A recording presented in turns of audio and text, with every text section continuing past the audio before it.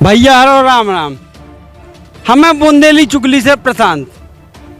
और आज हम आप लोगों को दर्शन करावे लेके आए हीरापुर से 1 किलोमीटर आगे घने जंगलों के मध्य, जहाँ एक दिव्य युवा साधक जो ब्रह्म रूपी गुरुदेव, हम आपको दर्शन कराते हैं, साक्षात्कार कराते हैं और हम उनसे कुछ प्रश्न करेंगे। हे गुरुदेव, आप हिंदू धर्म में जन्मे लेकिन जैन सिद्धांतों को मानते हैं। मेरा जन्म ना हिंदू में हुआ ना मैं जैन सिद्धांत को मानता हूँ। जिसे आप जैन कहते हैं, जिसे आप हिंदू कहते हैं, मैं उसमें और जो मेरी मान्यता उसमें बहुत अंतर समझता हूँ। मैं मानता हूँ सनातन की 2 प्रमुख धाराएं रही हैं, वैदिक और श्रमण। श्रमण में जो दिगंबर हैं उन्हें आज हम जैन कहने लगे हैं। वैदिक में जो शैव और वैष्णव है उन्हें हम हिंदू की स्वरूप में जानने लगे हैं।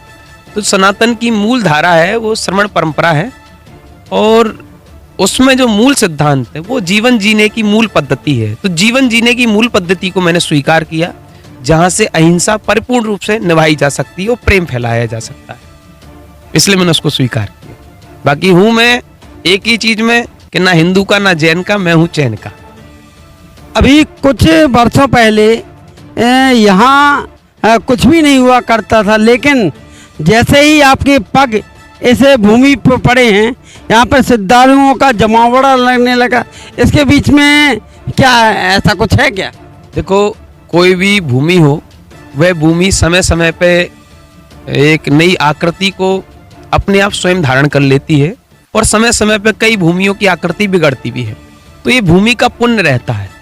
किसी समय किसी काल पे यहाँ कोई साधना का प्रभाव तेज रहा होगा, शायद उसी कारण से साधने के प्रभाव के लिए मुझे यहाँ आना हुआ। पास में यहाँ गुफा भी है, बहुत अच्छे वहाँ चरण चिन्ह है, प्राचीन गुफा है। कभी संयोग बने तो वहाँ आपको ले जाऊंगा। तो उस गुफा के प्रभाव के कारण भी यहाँ आना हुआ। दूसरी बात, जब से मेरे गुरुदेव की अस्थियां यहाँ पर विराजमान हुई हैं, जब से गुरुदेव का मंदिर बना है, तब से यह जागृति का योग जानना बना है। बाकी तो मैं कहता हूँ कि जहाँ पुण्य का प्रभाव होता है वह सब सहज होता चला जाता है। हमारे बुंदेलखंड में आप विराजमान हैं, आपका आश्रम है। हमारे बुंदेलखंड में आप किस विचारधारा, किस धार्मिक विचारधारा का प्रचार करने निकले? मेरा एक ही भाव है, सभी जातियाँ, सभी मत, सभी संप्रदाय भारतीय पुरातन संस्कृति को एकत्व भाव में लाएं। हम भारतीय हैं और हम लोगों को सभी संस्कृतियों को सम्मान दे के ही भारत को अखंड रूप देना चाहिए। और मेरी धारा प्रेम की है, मेरी धारा अहिंसा की है, मेरी धारा वात्सल्य की है, मेरी धारा नीति की है और मेरी धारा वह साक्षात परब्रह्म निराकार सत्ता में विलीन होने चले भगवान श्री राम, भगवान महावीर स्वामी और बुद्ध की वह कल्पना जो लोगों को आनंद की ओर ले जाती थी और कहीं ना कहीं नारायण श्री कृष्ण की नीति और उन्हीं की प्रीति, जिससे हर दिल दुनिया को, जिन्होंने उनकी जो नीति थी उससे उनको जीत लिया। तो उसी से आनंद बढ़ाना है। मेरा एक ही सिद्धांत प्रेम फैलाना है, जो है सो है तत्वतः।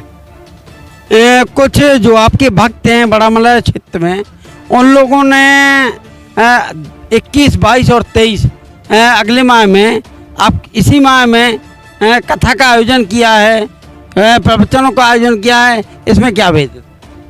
कथा तो मैं नहीं कहता, मैंने उसमें बोला भी है, संवाद है। संवाद से विवाद खत्म होते हैं और मैं ये कहता हूं कि जब संवाद एक दूसरे से प्रारंभ हो जाएगा तो विवाद कभी रह ही नहीं सकता।